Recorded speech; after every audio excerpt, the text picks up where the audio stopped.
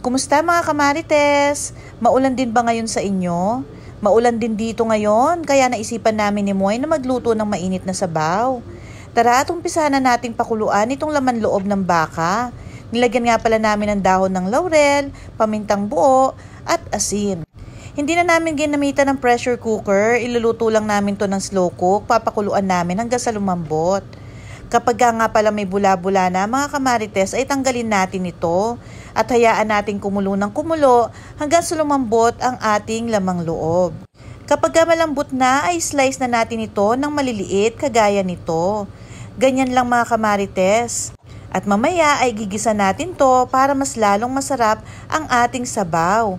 1 kilo nga lang pala ng laman loob ng baka itong binili namin. Kasi naman, sabaw pa lang nito ay ulam na kaya pwedeng-pwede na itong 1 kilo na nabili namin. So syempre, si Moy na naman na magluluto. Alam nyo naman, pag ganitong mga putahe, talagang siya ang nagluluto. Ayan at nahiwa na natin ang ating laman loob ng baka.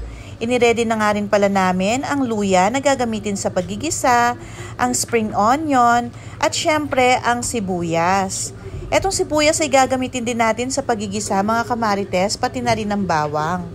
Nagready na nga rin pala ako ng siling maanghang at syempre ang star anise na gagamitin natin dito sa iluluto natin.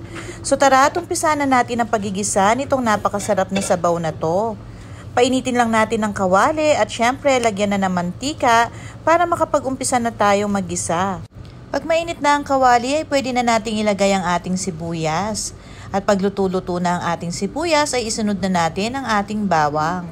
Syempre huwag kalimutan ng luya. So yan nga at iginisa na namin ang bawang, sibuyas at ang luya at isusunod na natin itong mga hiniwa-hiwa nating laman loob ng baka.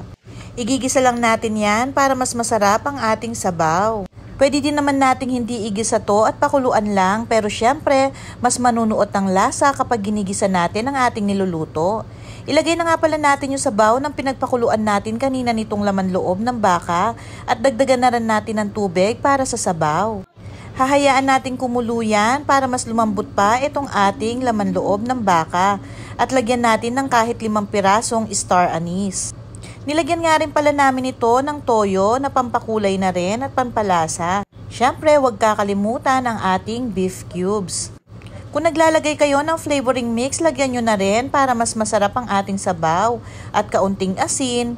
Ayan, nilagyan din nga pala namin ito ng 2 tablespoon ng asukal at pamintang durog. Tinitimplahan na natin itong niluluto natin. Dahil maya-maya ay lalagyan na natin ito ng pampalapot o ng slurry na ginawa sa cornstarch.